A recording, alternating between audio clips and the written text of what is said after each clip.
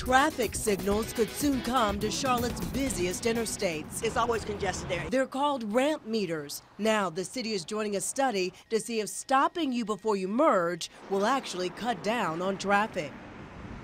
The on-ramp traffic signals are used in Atlanta and a dozen other big cities across the country. I'm Erica Bryant. And I'm Blair Miller. We learned the study to see if Charlotte needs them will cost $700,000. It would look at every major interstate in the area: I-77, 85, 277, and 485. Eyewitness News reporter Jenna Deary is live tonight to show us how they would work and why some say they're needed now. Jenna. Well, Blair, you can see from where we are just how backed up traffic is from this on-ramp from 277 onto 77. NCDOT tells us the idea is to funnel cars in at a steady pace as opposed to everyone trying to merge all at once. You told us on Facebook this has worked in San Francisco and in Seattle. The question tonight, though, is will it work here?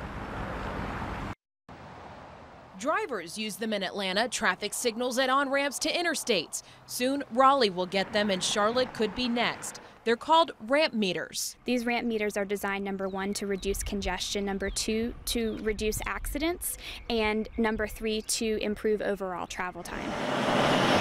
NCDOT is launching a $700,000 study to determine if the meters could work in Mecklenburg, Gaston, Cabarrus, and Iredell counties.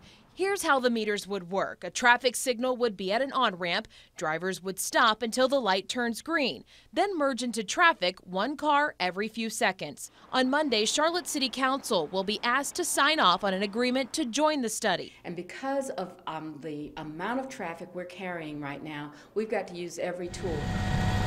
NCDOT has mapped out several locations that could potentially get a ramp meter on I-85, I-485, I-277, and I-77. Here's an idea of where they could go on I-77 in Mecklenburg County. Virtually every ramp from Westinghouse Boulevard to Goodrum Road in Davidson. NCDOT is studying if those locations need a meter and when the meters would be used. Rhonda Ward sits in traffic 2 hours a day. She's in favor of whatever saves time. It's always congested there, and I think that'd be an excellent idea.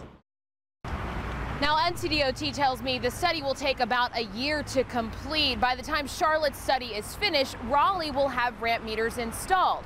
I was also told it's still too early to talk about how much it would cost here. Blair? It's interesting, Jenna, but I think a lot of people want to know what happens if there are several cars backed up on the on-ramp, waiting on that light to merge, and an emergency vehicle comes up behind them. What happens there?